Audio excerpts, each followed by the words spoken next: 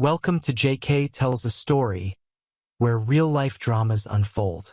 Sit back and enjoy today's tale. While I was on the road, I received news that my son had been hit by a car while riding his bicycle.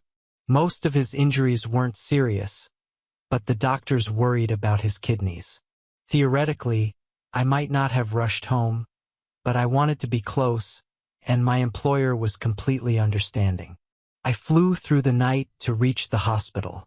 The doctor had assured me he'd be fine, but sometimes unexpected things happen, and I needed to be there.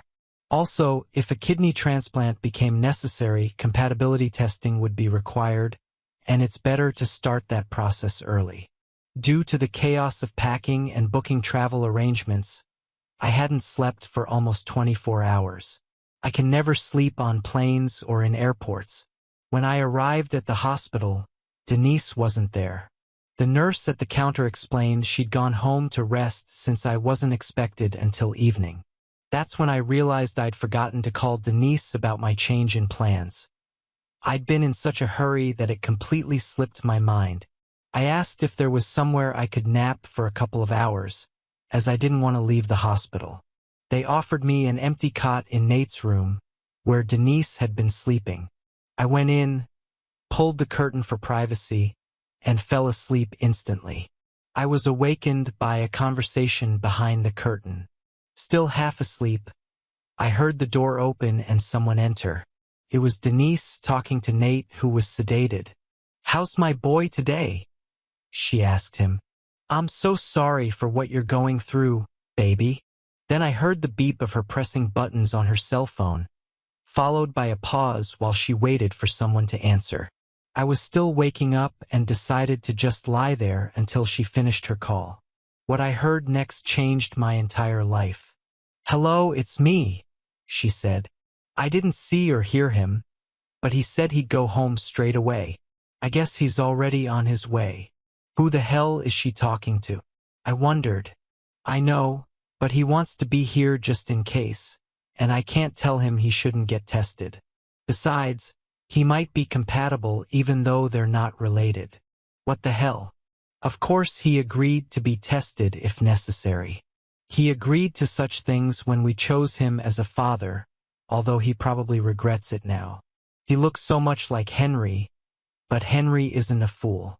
If another donor is found and he turns out to be incompatible, he'll begin to suspect. They chose who? Oh my God. Who is she talking to? You know Henry. He'll probably do a DNA test, and when he finds out about Nate, he'll suspect Gracie and Danny too, and we know where that will lead. Of course not. I won't let Nate suffer to keep the secret. We'll just have to deal with it. I think I can convince him it was a good idea to test the whole family. That way, if there's no compatibility, Henry won't be suspicious. Okay. I'll let you know if anything changes. Bye.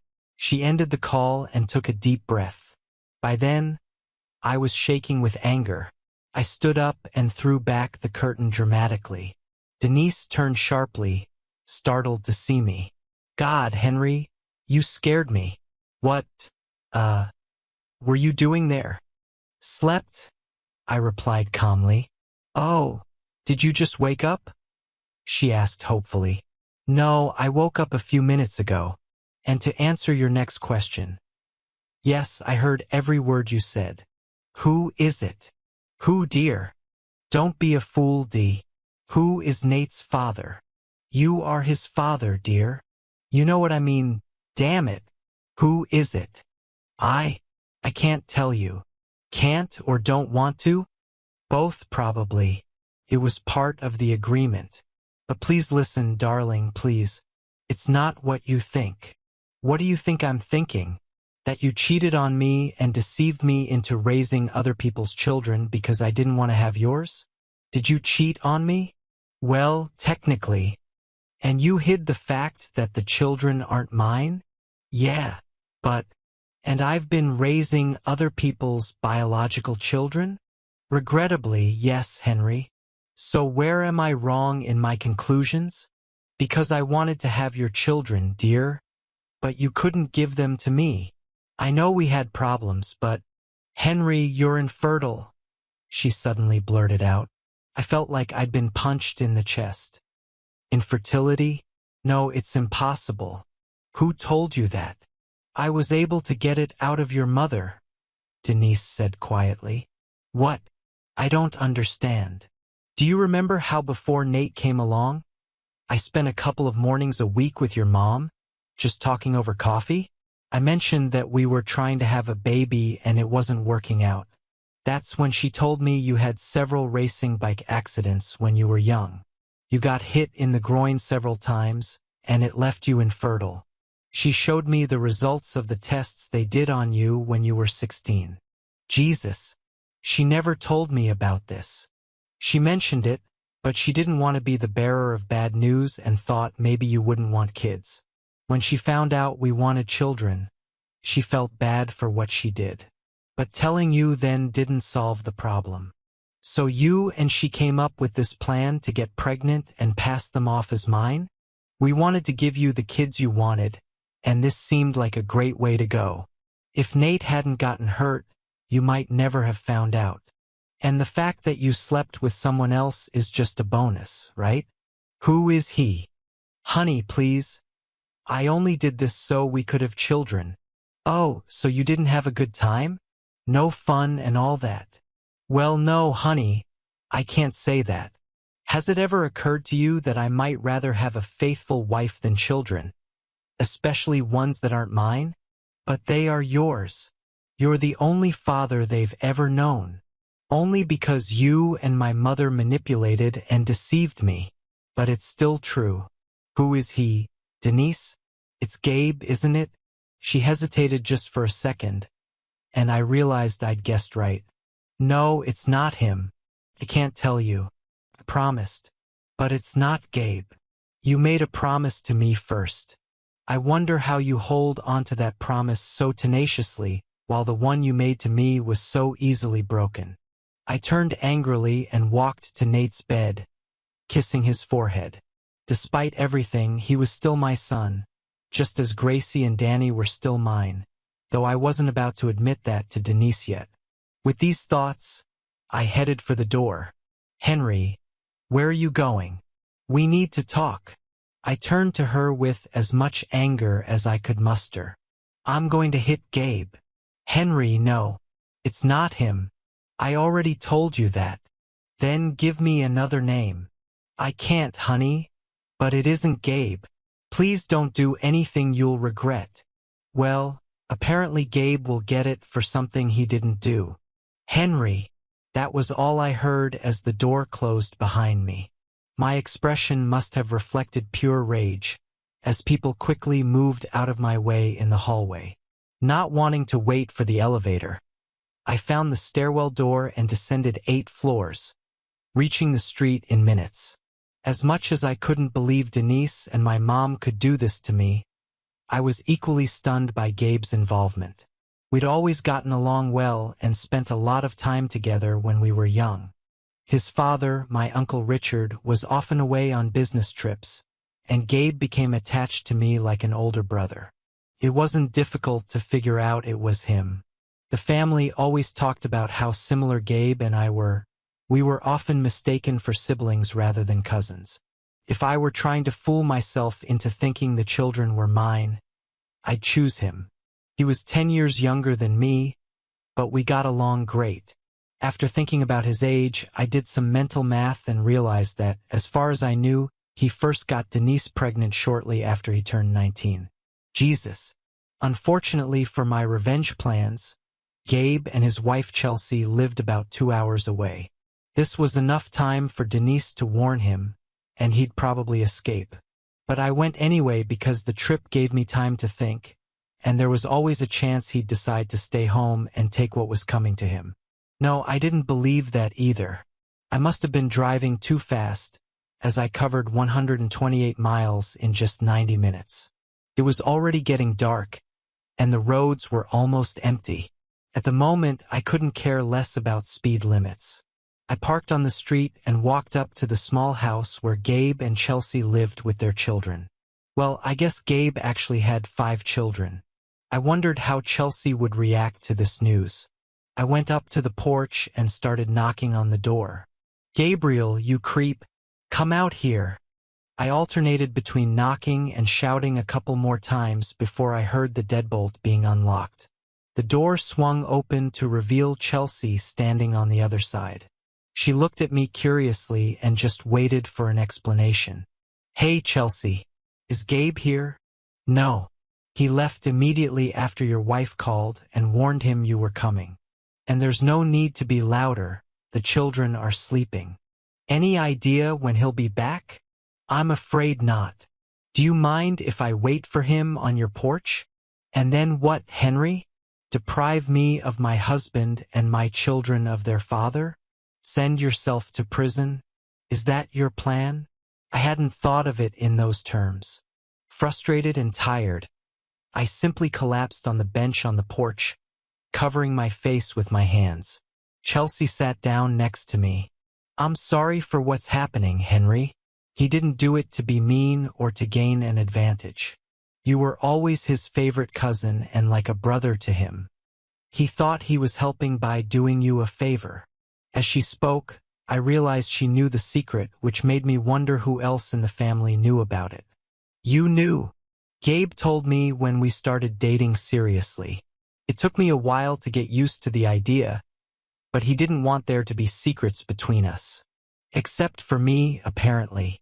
It wasn't ideal, Henry, but it was done out of love, not malice. I hope you understand that. Who else knows about this? As far as I know, it's just me, Gabe, Denise, and your mom. And now you, of course." We sat in silence for several minutes. I realized I wouldn't achieve anything here anymore. Even if I could beat up Gabe, assuming I was capable of it, it wouldn't change anything. This didn't mean I completely forgave him, but nothing would be resolved today. Moreover, he wasn't even here. I got up to leave. "Thanks for the information, Chelsea. It was enlightening. See you later, I guess." "Goodbye, Henry." I walked slowly down the steps and across the lawn to my car. I didn't have a clear plan for what to do next, but staying married seemed unlikely. And what about my mother's part in all of this? Crap. As soon as I opened the car door, "Henry, can I tell Gabe it's safe for him to come home?" "Certainly." I got into the car and began the difficult journey home. It was almost midnight when I got there, and I was extremely tired. On the way, I'd been full of adrenaline, but it had already worn off. Perhaps I should have stopped at a hotel to rest and think about the situation, but that didn't even cross my mind. I don't remember much about the drive home, but I do remember the anger that filled me when I pulled up to the house and saw my mother's car there with the lights on. I knew she was helping by looking after Gracie and Danny while Denise and I were at the hospital, but it still reminded me of her role in all of this, and I got angry again. I sat in the car for several minutes before finally walking into the house. Mom and Denise were sitting in the living room talking but fell silent when I entered. "Did you find Gabe?" Denise asked. "No. You'll be glad to know that the warning call to your lover worked." "He's not my lover, Henry. He never was. It was a biological action done to achieve a result, and that's all. I hope you believe this." "You're spewing nonsense." "I definitely don't." "Henry," my mother interrupted for the first time since I arrived. "Please try to understand the intention behind this. Why should I even listen to my wife or her pimp?" "Pimp?" She was indignant. "Of course. You sold my wife for a fee. It was grandchildren instead of money, but that still makes you a pimp as far as I'm concerned.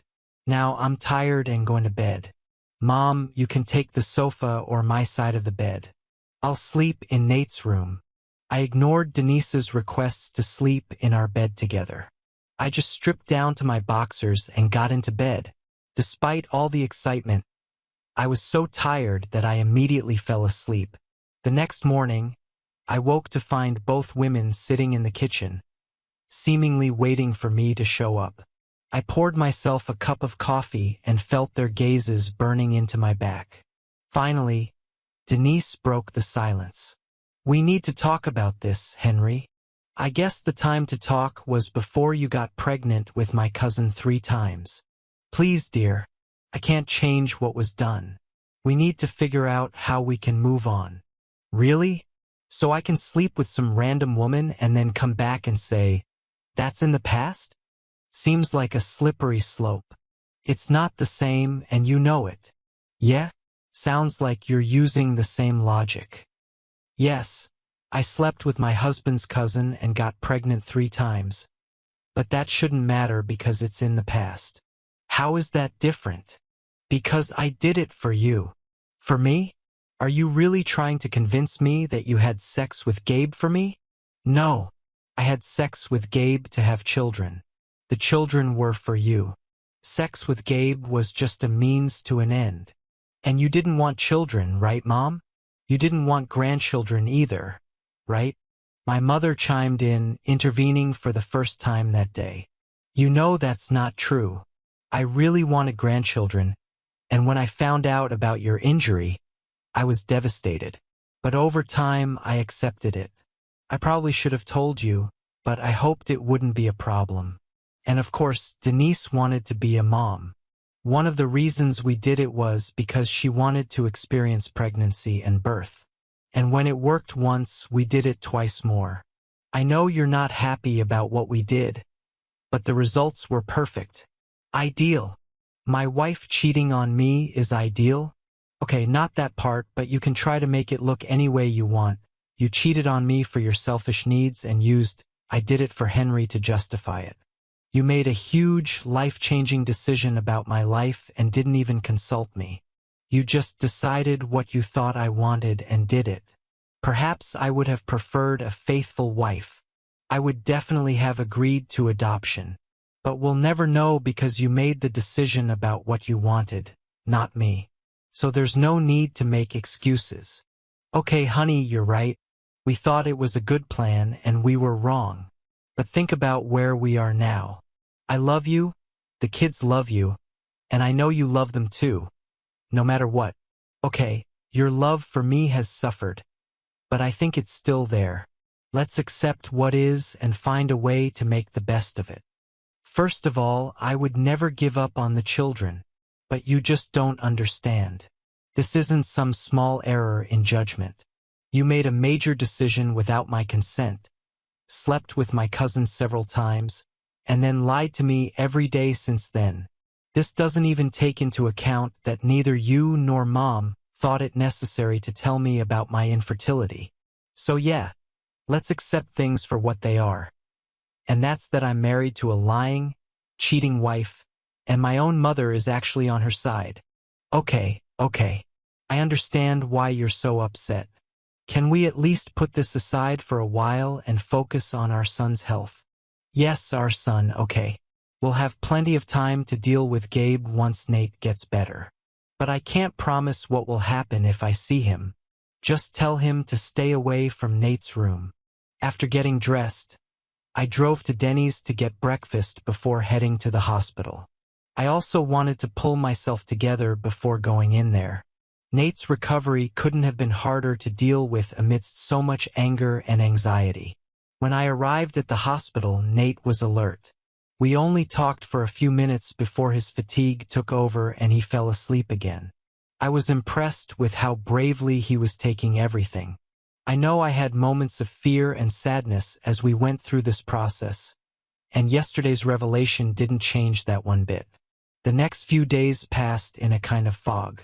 I checked into a hotel to get away from Denise and Mom's constant demands to discuss the situation. My employer was understanding and provided me with FMLA time off.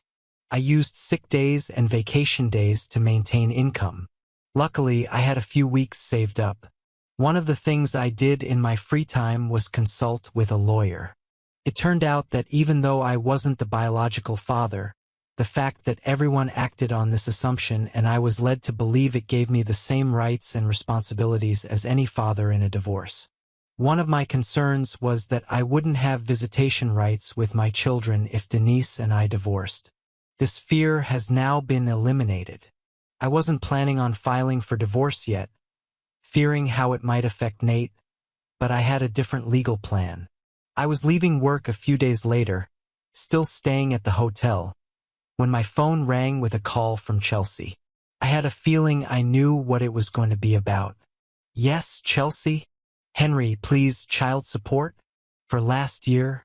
I know you're angry, but you shouldn't do this. What? He slept with my wife and let me raise 3 children, and he gets off scot-free? He avoided me when I went to beat him. What else remains? It won't change anything, Henry. It won't change what happened, and you won't get any money from us. We can't pay what we don't have.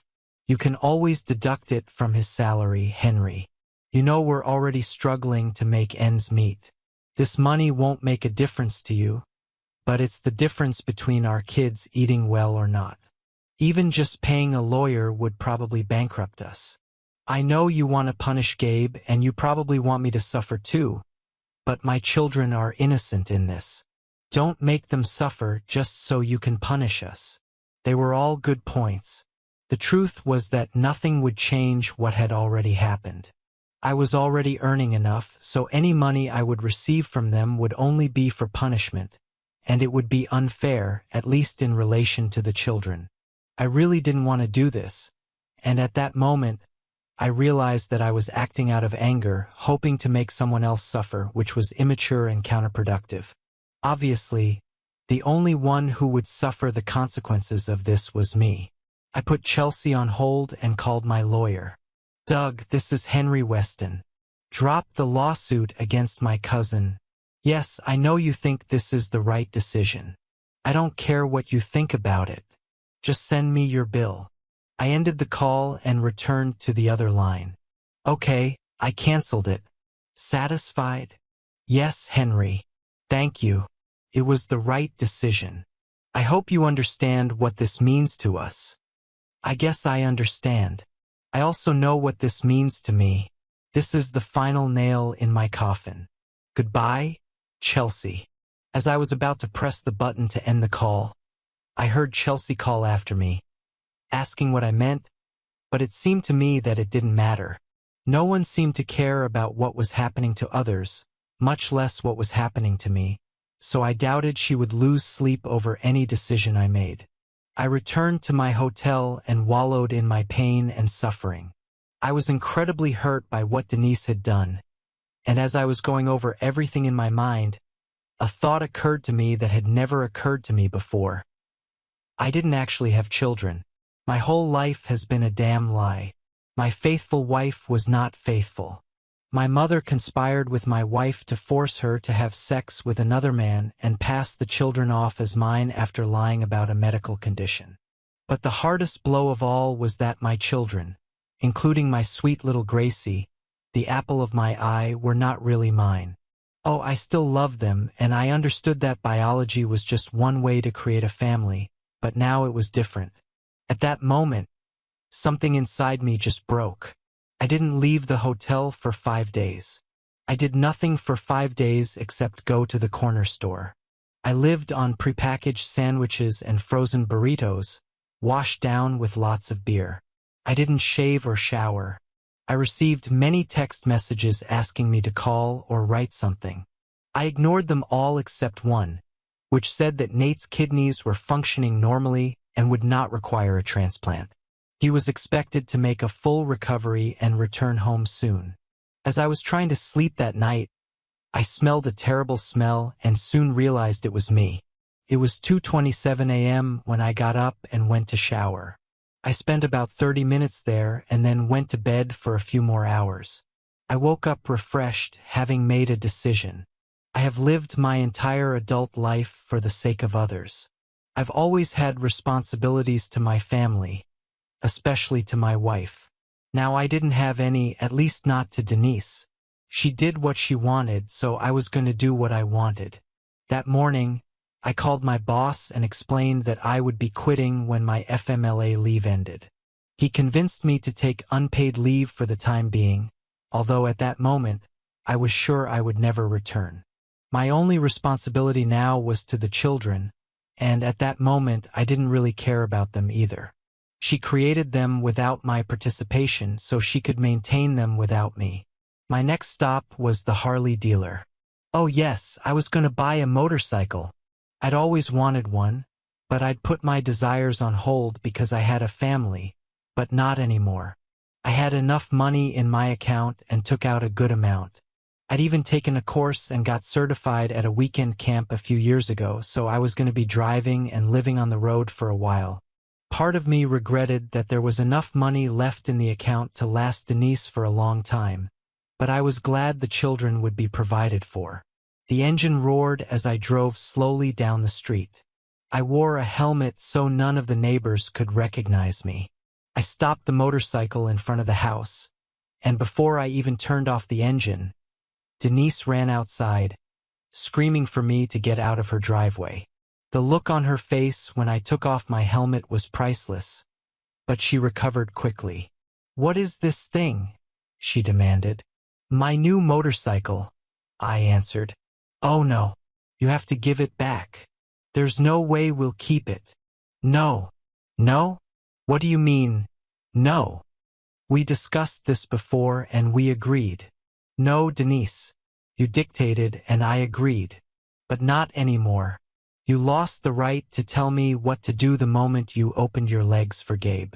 Whatever you told yourself to justify it in your thoughts. Everything you did was cheat and deceive me. And I don't listen to you anymore. Henry, please. I'm done. I only came to get some things and to say goodbye to the children." I walked past her and entered the house. She followed me, calling for me to stop and talk. I didn't stop, heading straight to what used to be our bedroom. I grabbed a few changes of clothes and a toothbrush. Hey, even social outcasts need to take care of their teeth. "Are you really leaving? Wasn't I clear? What about work?" "I quit." "You quit? Are you crazy? We have 3 children. How are we going to live now?" "Correction. You have 3 children. I don't have any. And the days of supporting you and your lover's children are over. Guess you'll have to find a job." Okay, I know I was rude. I wasn't going to let the kids suffer.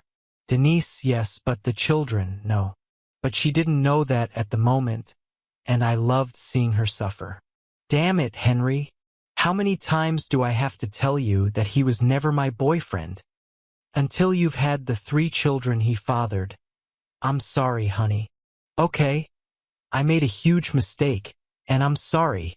But other than that, we had a wonderful marriage. I love you very much. We have to find a way to get over this.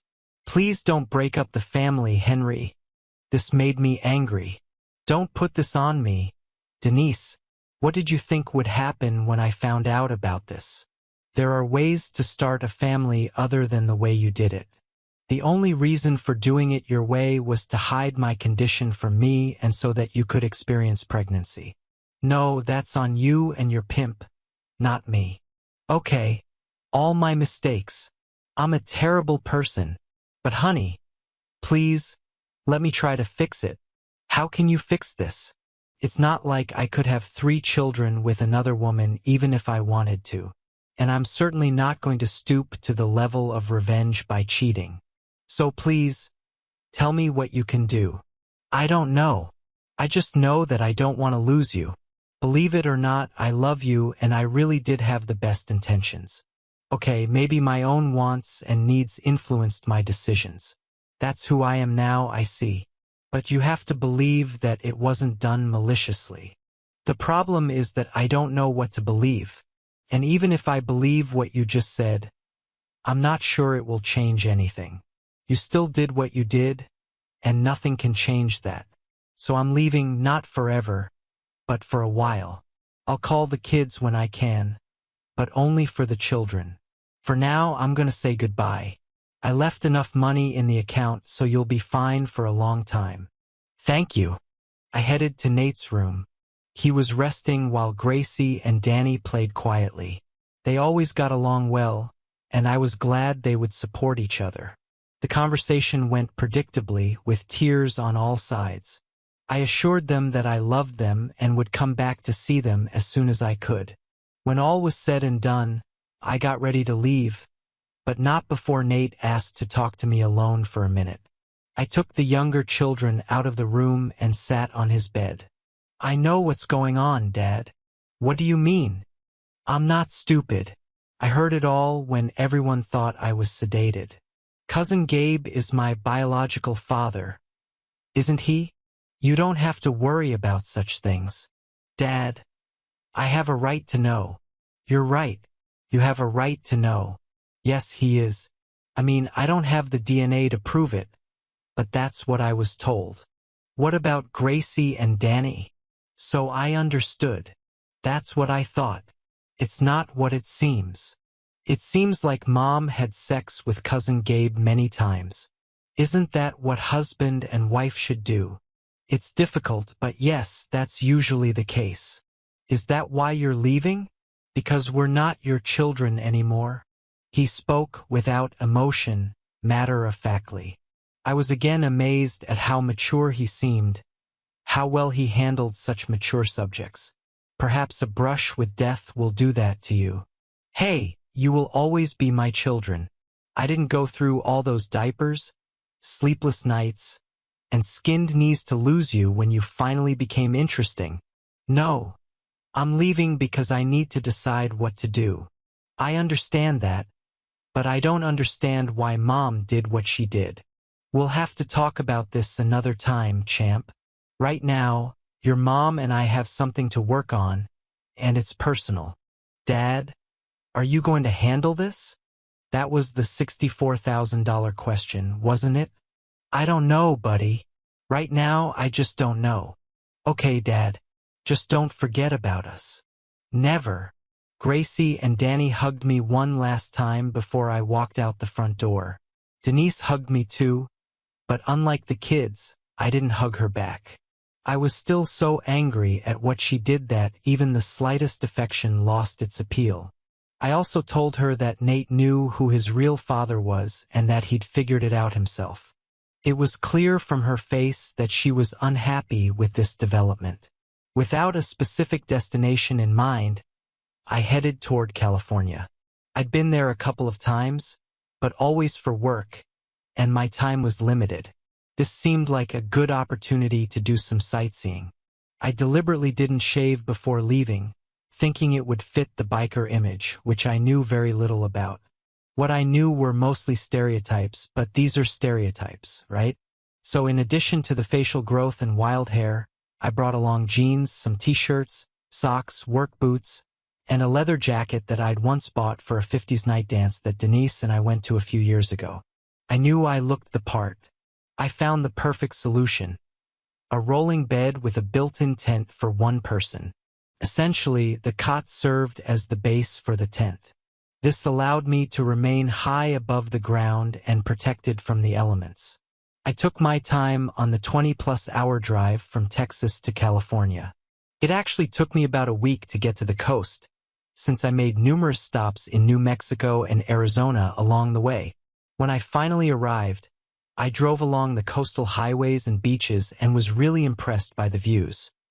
Both of the women in swimsuits and the beaches themselves. For a guy born and raised in Texas, this was exciting. I liked Laguna Beach and Corona del Mar, but found Long Beach a little snobby. It was clear that these people were wealthy and had the right to enjoy their blessings, but this simply didn't suit me.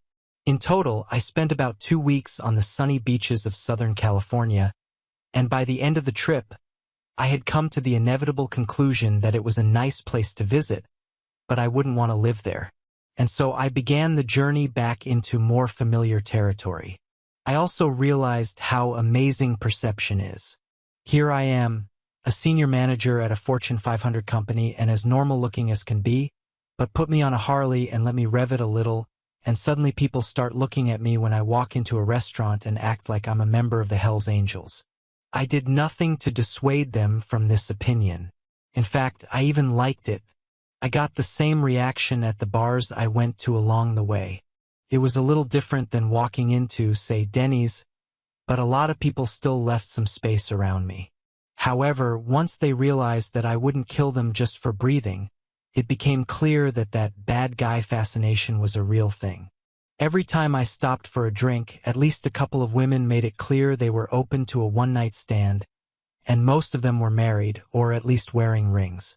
In fact, there were so many of them that I began to hope it was just a trend among single women to wear rings to increase the naughty factor, making men think they were having a relationship with a married woman. I politely refused all offers, but these bars were just regular bars where I seemed to come from the bad part of town. I began to wonder how I would fare in a real biker bar. Then I wondered how I would even find a real biker bar. I asked the local motorcycle shop about it, and they were quite helpful and seemed a little amused. They were kind enough to direct me to a place called Dirty Dog, which was just a few minutes north, near the regional airport. Although I was now back in Texas and only 2 hours from home, this was an area I was completely unfamiliar with. I made the trip for the first time in the afternoon to find this place. It was a freestanding building that looked quite decent, even though the surrounding buildings were dilapidated and abandoned. I assumed that Dirty Dog's customers drove out other businesses, or at least contributed to it. I returned to the city and rented a hotel room. I took a nap and then wondered if I should take a shower. In my mind, bikers don't shower often, but I had no basis for that assumption. Not wanting to stink the first time, I decided to take a shower and see how it went. If someone commented about me smelling like Irish Spring, I'd brush it off with a joke about it being my monthly shower or something. I parked in the lot and, as expected, there were a few motorcycles and pickup trucks there. I didn't know if there was any hierarchy, so I just parked to the side. Again, I was relying solely on assumptions and stereotypes. I walked through the door and caught a few glances my way, but I clearly wasn't interesting enough to hold anyone's attention. I walked up to the counter and simply ordered a beer, trying not to stand out. I sat down at a small table nearby and, looking around the room, noticed a woman watching me. She was about 35, with long, straight brown hair that went down just above her hips. She wore jeans and boots, a black t-shirt, and a regular denim vest. She was sitting with a guy who was the epitome of a biker, from his leather vest to his dark eyes and massive muscles. I tried to act casual, just a guy drinking beer. I soaked up the atmosphere, if such a word fits such a place, and from time to time I glanced at the brunette. Every time she was still looking at me. To be honest, it was a little unsettling. I was the only one in the establishment who sat alone, and I had no idea how to change that or become one of them. So I didn't do anything. After about 15 minutes, during which the lady's eyes barely left me, she said something to the guy she was sitting with, then stood up and walked toward me.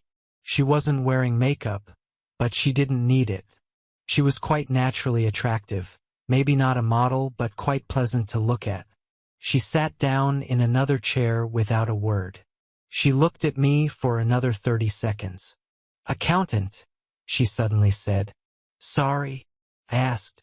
"Are you an accountant?" "No." "Dentist?" "No, not a dentist," I replied, starting to have fun. "Why these questions?" "Well, you're definitely not a biker. So I figured you were having a midlife crisis, and guys like that are usually accountants or dentists or something like that." I stopped laughing, but she didn't seem to notice. "Failed the test, huh?" "Not at all," she laughed.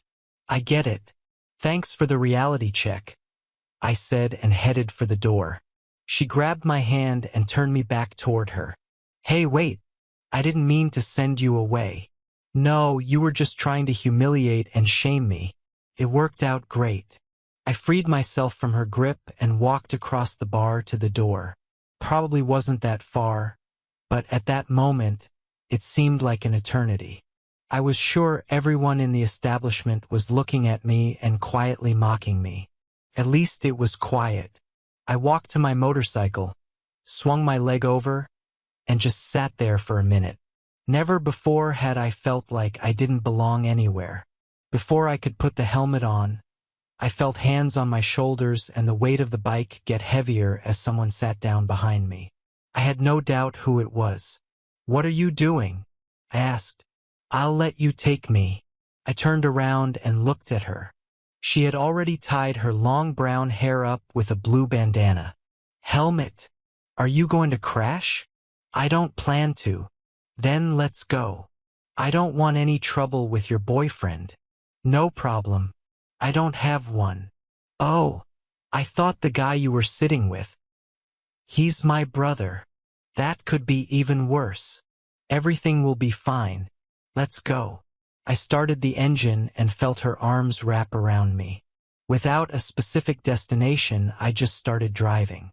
Sometimes she would point or yell in my ear to go one way or another, and I would do so without having much of an opinion about where we were going. We rode aimlessly for about 30 minutes before she started giving me more specific directions.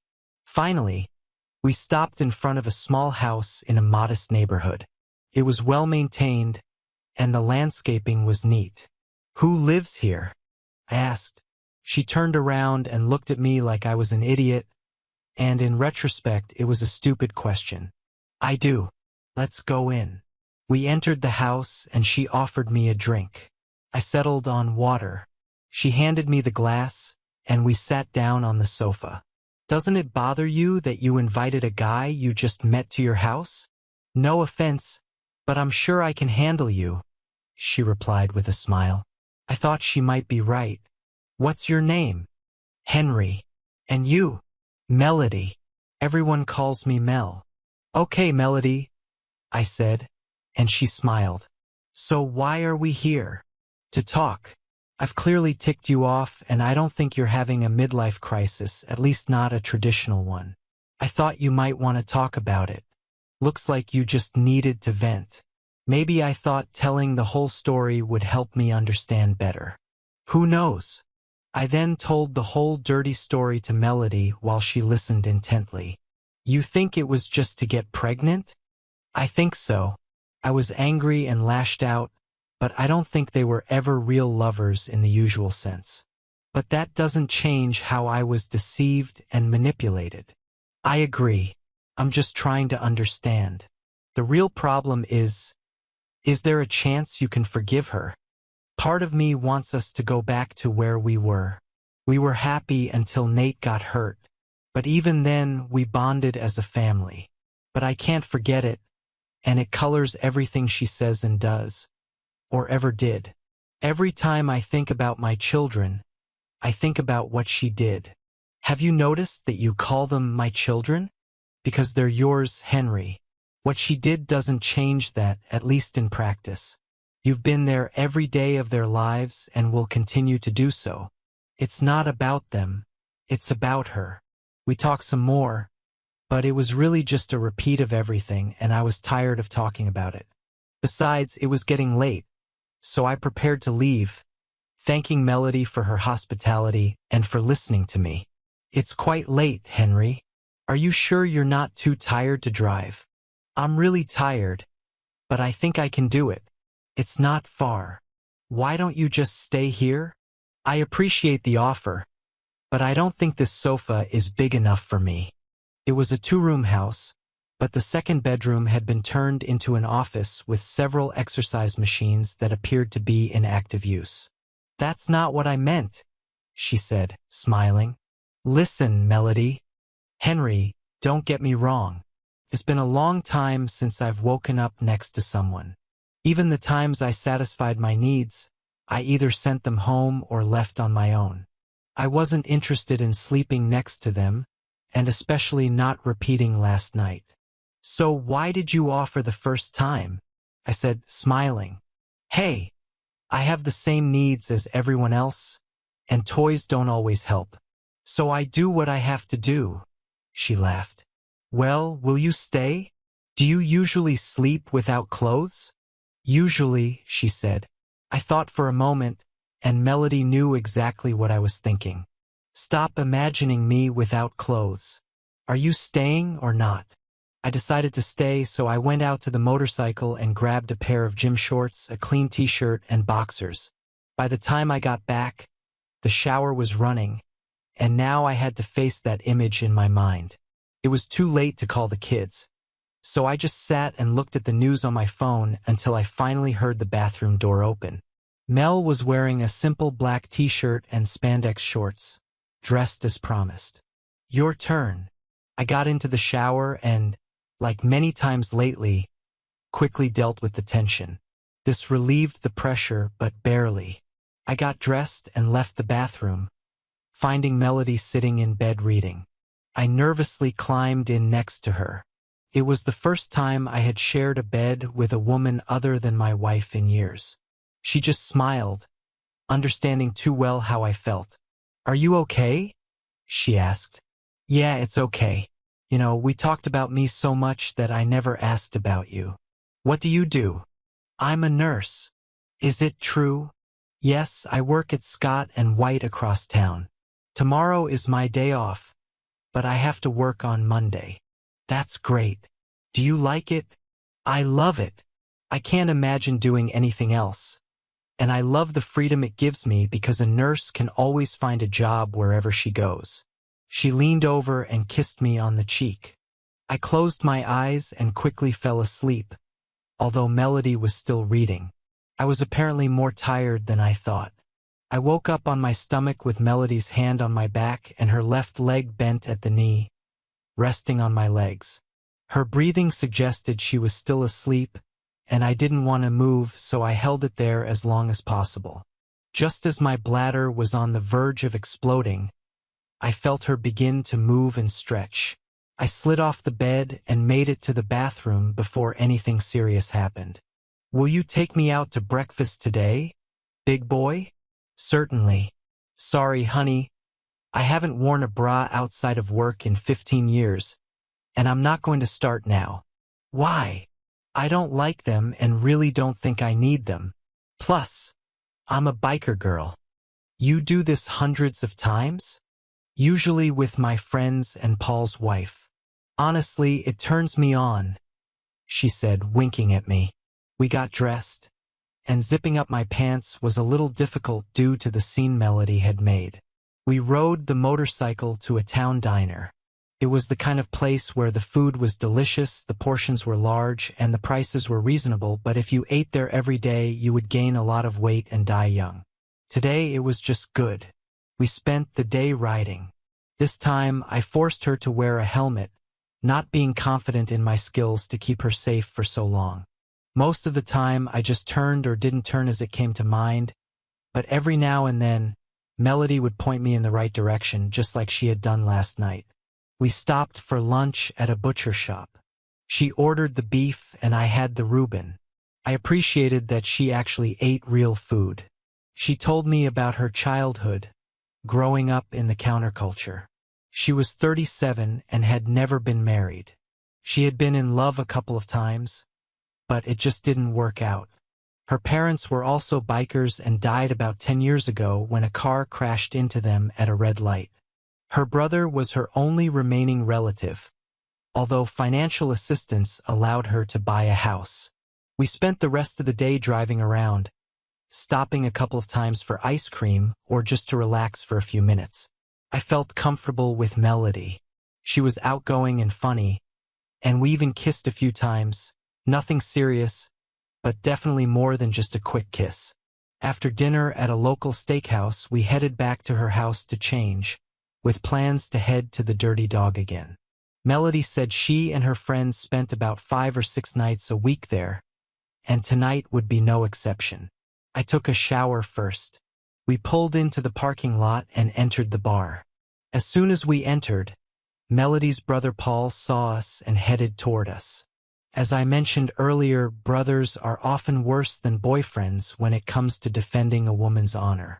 Despite Melody's previous assurances that he wouldn't be a problem, I felt my guts clench in anticipation of a serious fight. "Did you sleep with my sister last night?"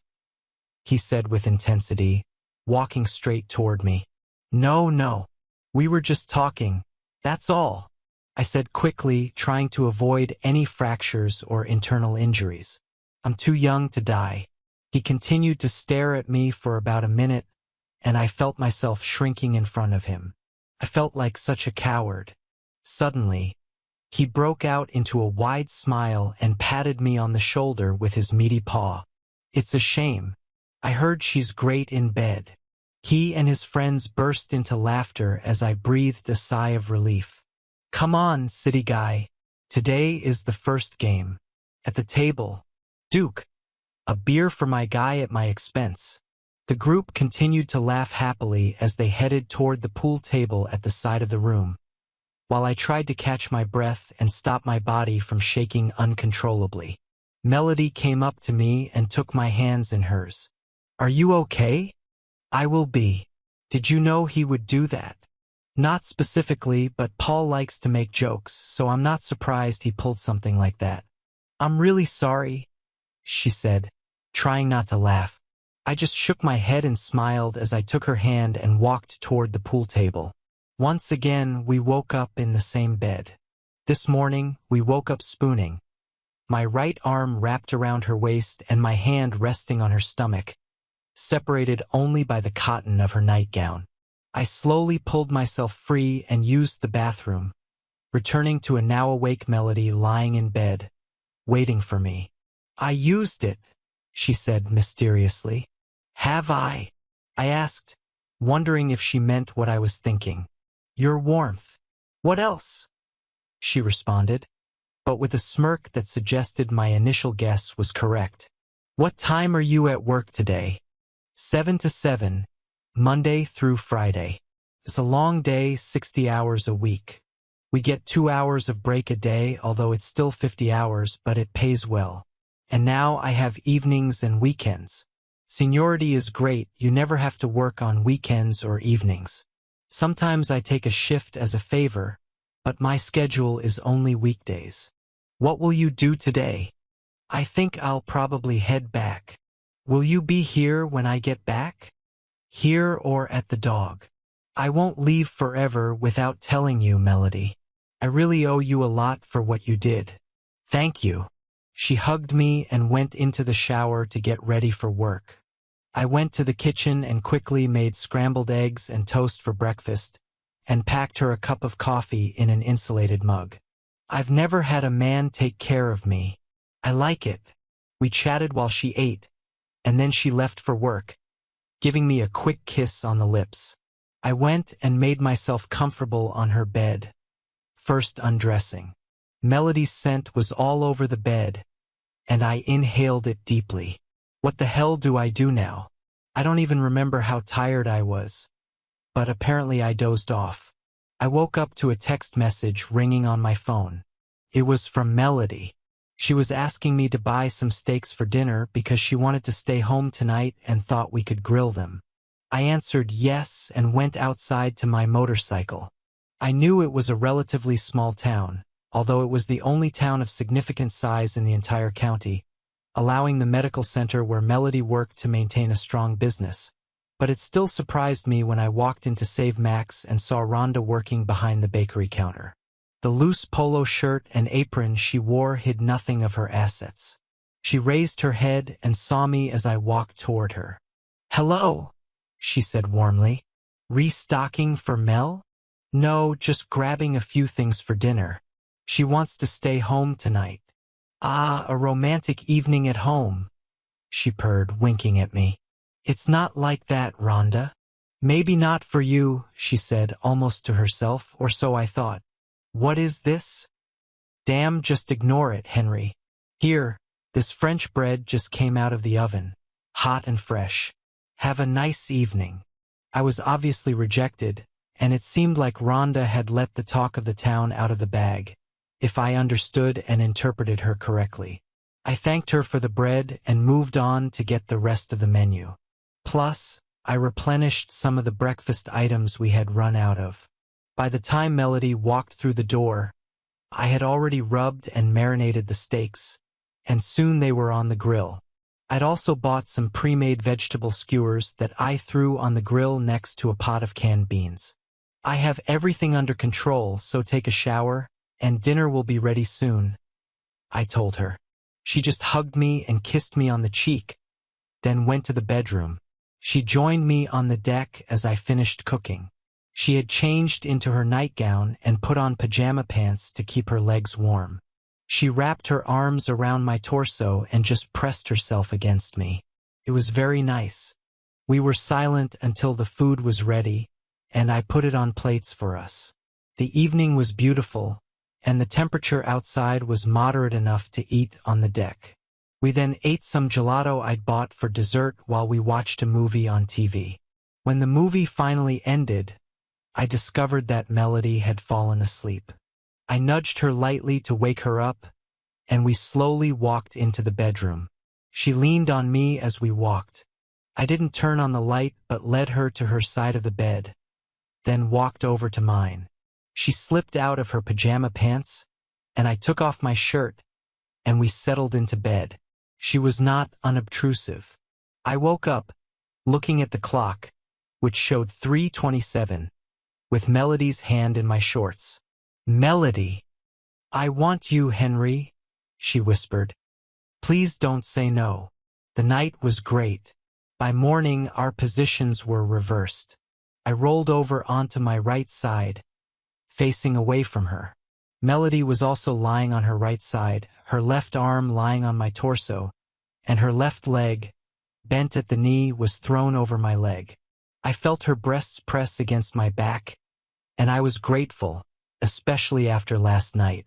I woke up to the alarm, and Melody was still fast asleep. I turned off the alarm and woke her up. She responded by wrapping her arms around me and pulling me close, then whispered in my ear, "Thanks for last night. I should rather thank you. That was incredible." We kissed for about a minute before reluctantly parting ways so she could get ready for work. Last night was truly incredible, but it only complicated my thoughts about the situation at home. I didn't regret what I had done, but I tried to avoid repetition. I foresaw that my stay here would soon end. With that thought in mind, I spent the day cleaning Melody's house. I hadn't packed my things yet, but I organized them so that I'd be ready when the time came. Melody returned from work on time. She thanked me for cleaning, but if she suspected anything more, she didn't let it show. She took a shower and dressed in biker chick style for the first time since last night. She did this in front of my eyes, apparently because there were no more secrets between us, and I couldn't help but admire the sight. She smiled when she noticed my gaze. We went to the bar, and Paul met us at the door again with a watchful eye. Just when I was wondering what he was doing, he made it clear. He stepped away from me. "Well, I was right." "Right about what?" I asked. "You know what? Did I hear correctly?" Now I understood what he was talking about. Somehow he'd found out about last night, and I looked to Melody for guidance on what to do or say. She just shrugged as if it didn't matter. "Thanks for your help, dear." "Wait. Expensive crap." Paul waited for an answer. I looked him straight in the eyes. "Yes, Paul, you heard correctly." I paused for effect. "Yeah. Your sister is one hell of a hottie." The whole bar erupted in laughter, and Paul just nodded with a grin. I immediately realized that he was waiting for the noise to die down to make his answer. I waited impatiently, and finally, it became quiet enough. "Of course she is," he said with a smile. "It's family." The bar erupted in laughter again, and I saw Melody blush. I have to admit that I was surprised to find that she could be even a little shy, all things considered. Melody and I joined Paul and Rhonda at their table and chatted for about an hour before Rhonda took Melody away. Hey, the dartboard is free. Let's play a couple of games." This left Paul and me alone at the table. I don't think Melody noticed, but I saw the quick glance Paul gave Rhonda. This was not a spontaneous game of darts. "What do you want to discuss?" I asked. Paul caught on right away. "Yes, what's happened? She's fallen in love with you. You know that, right?" "I thought so. And what's worse is that I'm pretty sure I feel the same way." "Any ideas on what to do?" "When I'm with her, I can't think clearly. At some point, and perhaps soon, I'll have to get back on the road and make some decisions. If this doesn't work, I can't even afford to think about it, Paul. If I start thinking about what to do with Denise, I'm not sure I'll be able to handle it. I have to focus only on the current situation. I don't envy you, Paul said. I can't imagine what I would have done if Rhonda had given me something like that. You're a lucky man. I know. I hope everything works out for you, no matter how you decide. By the time Rhonda and Melody returned to the table, Paul and I were talking about innocuous topics. The ladies settled on our laps, and Melody kissed me so passionately that she nearly kicked the soles of my boots off. How the hell can I refuse this woman? The evening was fun, and I even managed to beat Paul at a game of pool, which was a first. I think he gave me a head start, though. When Rhonda hugged me goodbye, she held me a little longer and a little tighter, and even kissed me on the cheek. Obviously, something was wrong. The drive home to Melody's house was silent. Melody was unusually quiet and just went to take a shower. I started the laundry and then returned to the bedroom. When Melody came out, already dressed for bed, she said softly, "Your turn," and went to bed. I took a slow shower, thinking about Melody's behavior. It didn't take me long to realize that she was trying to distance herself from me in anticipation of my departure. She had acted normally at the beginning of the evening, so I assumed that she and Rhonda had talked while Paul and I talked. Even though Rhonda had no idea of my plans, perhaps she was just telling her to be ready. I put on my boxers and shorts and joined Melody in bed. She immediately put the book down and pressed herself close to me, placing her head on my chest and rubbing my stomach with her left hand. She got straight to the point. "When are you leaving?" I hadn't set the exact time, but it's soon. If I don't leave soon, I may never leave, and I'm not free to do that now. I know, and I wouldn't want to keep you. You care about things in your life, and that's one of the things I like most about you. We lay quietly, enjoying each other's presence and warmth. In my head, I was trying to figure out the best time to leave, knowing that there really was no best time. After a couple of minutes, Melody spoke again. "I think you should leave tomorrow." "Tomorrow? While I'm at work? I don't think I can watch you leave, so you just have to disappear." "I don't have to leave tomorrow." "Yes, you need to, because the longer you are here, the more painful it will be. Please, Henry, make love to me tonight. Tenderly and affectionately, not like last night. Make love to me tonight, and then go away tomorrow and sort this out." My silent response was to gently pull her head back and press my lips to hers. I took off her nightgown and was not surprised by the absence of panties. We spent the next few hours enjoying each other's bodies. Finally, we fell asleep without anything between us, in each other's arms.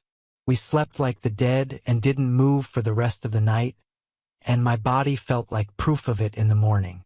We enjoyed one last slow, leisurely session before she had to get ready for work and I had to get ready to leave.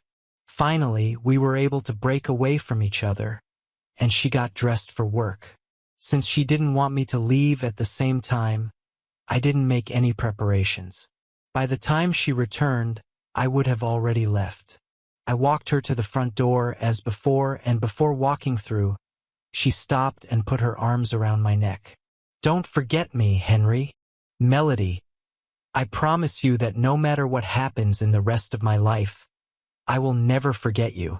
I watched her walk away and get into her little commuter car to go to work.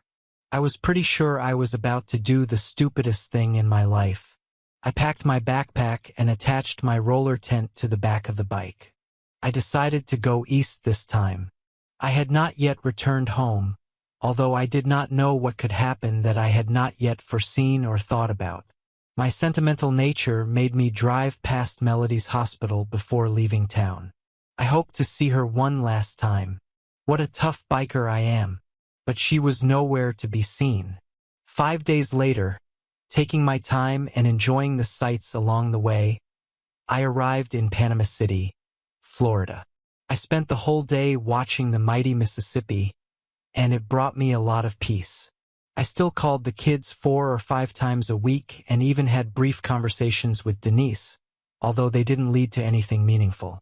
The famous white sand beaches of Panama City Beach were truly magnificent, but I don't think I appreciated them as much as I could have. There was too much on my mind. I tried to push Melody out of my thoughts and focus on Denise. I thought about the fact that I truly believed there was nothing more than a basic act of procreation between Denise and Gabe. This was a rather unusual take on the situation. It was just sex, an excuse for cheaters. What bothered me was deeper. The most basic principle of marriage is that it should be a partnership, and we should overcome difficulties together. But when Denise faced a serious problem, she decided to team up with my mom to find a solution and left me in the dark. That solution involved having sex with my cousin multiple times until she got pregnant. Then she did it twice more. If it weren't for Nate's injury, I probably would never have known about it. I mean, how often do situations arise where biocompatibility is a potential issue? Almost never, which is why she was so close to getting away with it. And part of me wishes she could have done it so I could continue to live in ignorance, as they hoped, without knowing the truth. But now I know, and I will never forget it. I finally realized that I simply could not go back to Denise. She made the decision to solve perhaps the biggest dilemma we would ever face in our lives without informing me of the problem. This is my life, and I have the right to have a voice in every part of it. I will always wonder what else she could have been hiding from me, and frankly, I'm already wondering what other important decisions she could have made without my knowledge. It took me about 2 weeks to get home to where Denise and the kids lived, where we lived before all this started. I could have done it faster if I wanted, but I expected that I would have to get back into real life when I returned, and I wanted a little more time in the Easy Rider style before committing to it. I didn't want to show up suddenly, so I sent Denise a message notifying her of my return, which was scheduled to take place on Saturday. I hoped to see the children and even expected them to run out to meet me when I arrived at the house. But all that happened was Denise walking out the door. "Where are the children?" "At your mother's." "I thought we should talk first." I tried not to show my disappointment, but I'm not sure I succeeded.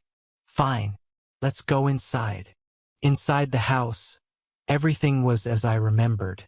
I had been away for about 2 months, which seemed like a long time, but I realized that home decor rarely changes in such a short period, so it shouldn't have come as a surprise.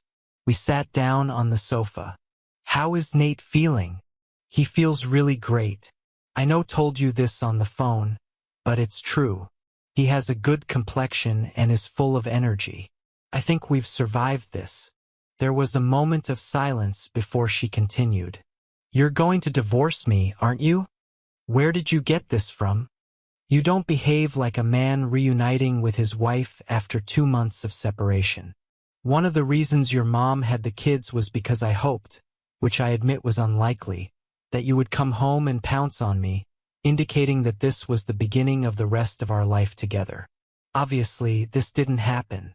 I tried, Denise. Honestly, I tried. I tried to focus on the beautiful children that were the result of what you did and push everything else aside. But I couldn't. I just couldn't ignore what you and Mom did. You hid a medical condition from me. You conspired to sleep with my cousin and get pregnant. Not once but 3 times. And you did your best to deceive me and make me believe that they are mine. I know, honey. I know. I pinned all my hopes on you never knowing. And when Nate got hurt, all I could do was hope to make you understand why I did it and that I love you so much. We should have gone through this together rather than trying to find a way to get what we want by going around each other's backs. I'm sorry, honey. She nodded in agreement. I'll go to Mom's and talk to the kids. Hopefully we can work this out amicably. I'm willing to be reasonable about child support and stuff if you can be reasonable about seeing the kids. I'm glad you're going to divorce me. Of course I'll be reasonable. I hope she was serious. I didn't talk to my mom directly at first. I was still very angry at her for her role in this and wasn't sure how it would work out.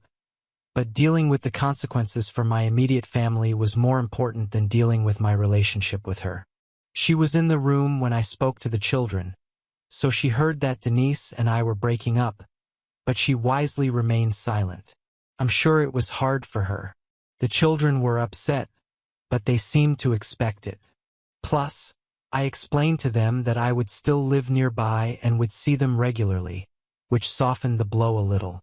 I silently prayed that Denise would keep her word. I always thought she was a great mother, so I hoped she wouldn't use her children as weapons. I rented a 2-room apartment not far from home and contacted my boss about returning to work. He was very pleased with my return, as were the managers who had been handling my work.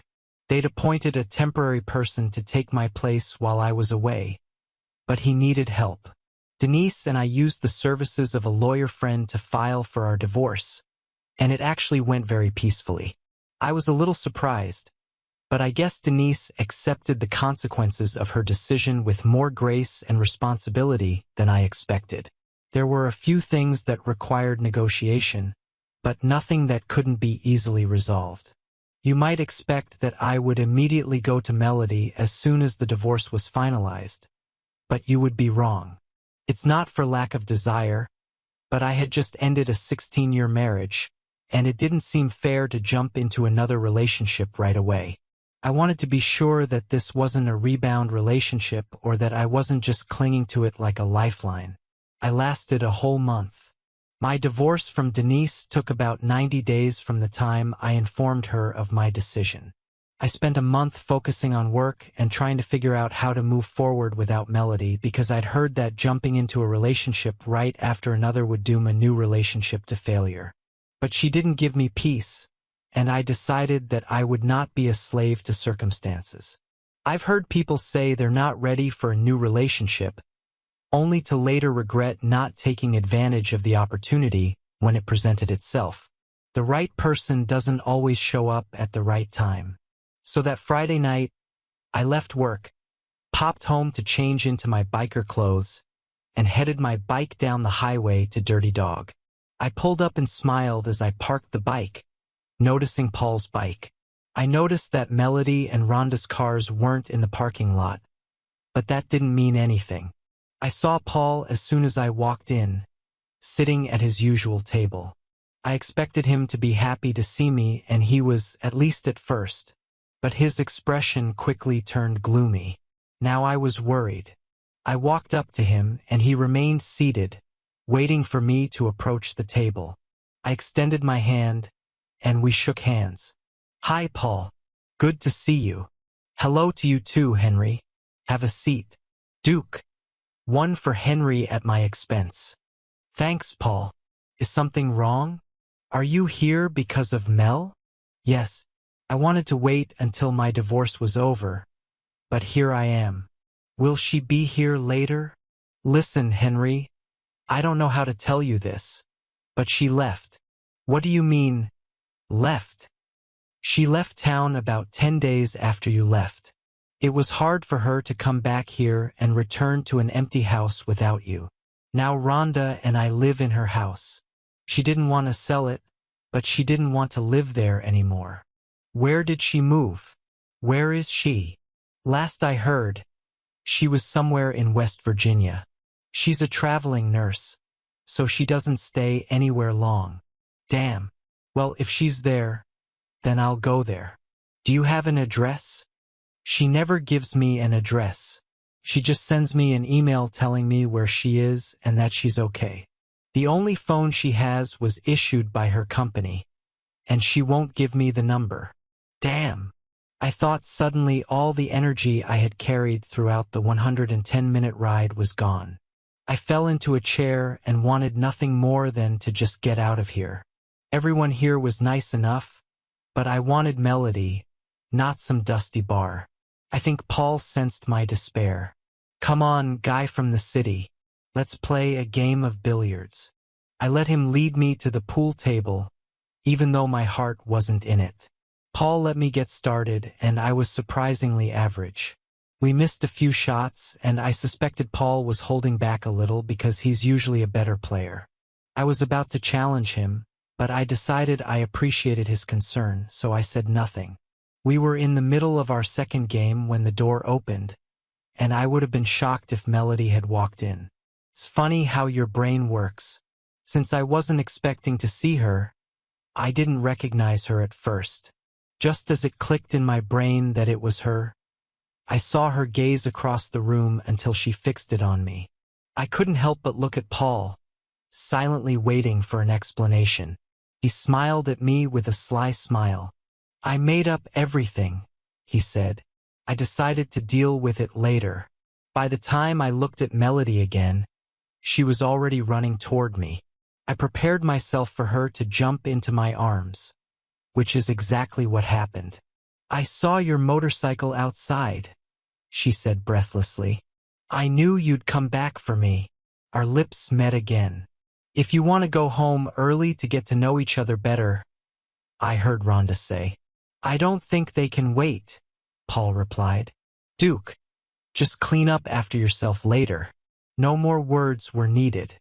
I placed Melody's feet on the floor, and we walked down the dimly lit hallway that led to the restrooms, storage room, and Duke's office.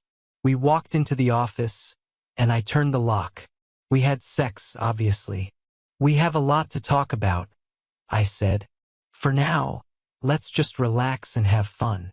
Melody grabbed some disinfectant wipes from a nearby drawer and wiped down Duke's desk.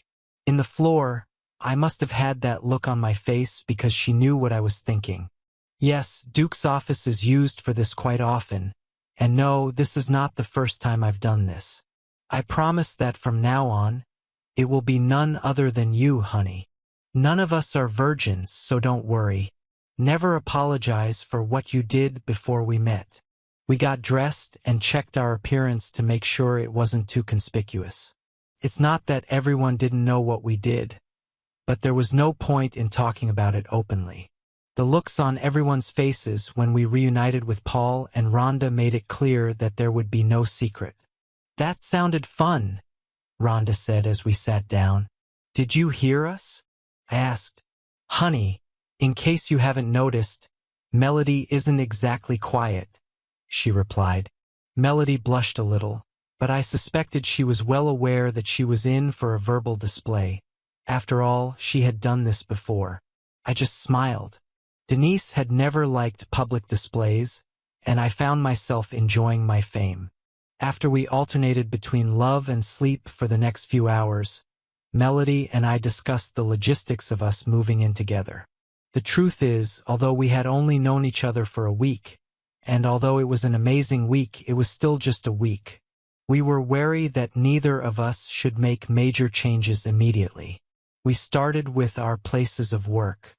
Her hospital was slightly closer to my area than her home, leaving about 90 minutes of actual travel time to my office. We also looked at the long term.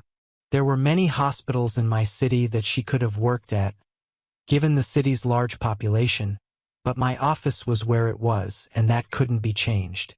So first, we found a compromise. We rented a small 3-room house about halfway between our jobs, providing less than ideal travel conditions for both of us. But we decided that 6 months together should be enough time to make final decisions. Paul and Rhonda moved into Melody's house, which was actually planned before I came on the scene, in case Melody decided to move out.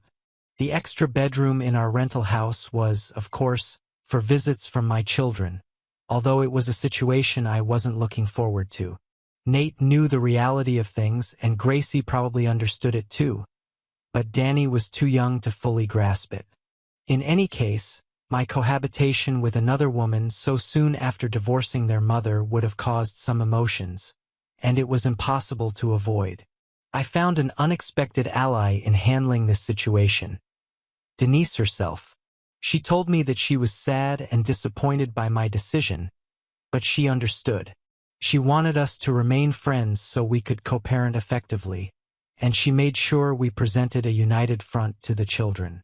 She didn't really like Melody when they first met, but over time, they developed a friendship. Melody turned out to be a wonderful stepmother and, over time, became very close to the children, earning the nickname Mama Mel. We eventually moved closer to the city and the kids, and Melody took a job at a nearby hospital. She had lost some of her comfortable schedule, now working evenings and weekends, but she didn't hesitate. Over time, Melody and Denise became very good friends. It wasn't unusual if I came home to find them by the pool together, drinking white wine and sunbathing. It was almost surreal. This didn't bother me at all. I didn't mind spending time with Denise, and I didn't hate her. I just couldn't be married to her after what she did.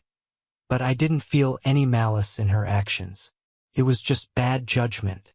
When she married her new husband, a sweet guy named Alvin, Melody and I were there. Paul and Rhonda also came to our home often, even when Rhonda was pregnant with both of their children.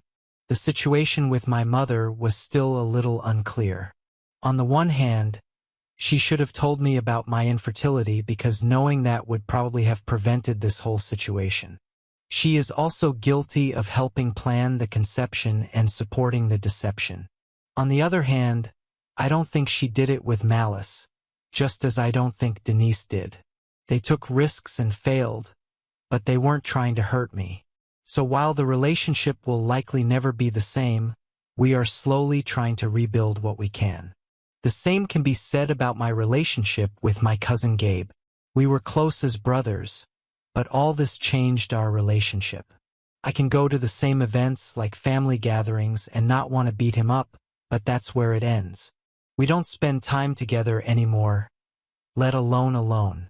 I miss this, but I think he should have done better. His wife Chelsea is fine. I understand the position she was in and that if she had said anything, it could have ruined her own marriage. So I have completely forgiven her. In the end, everything worked out.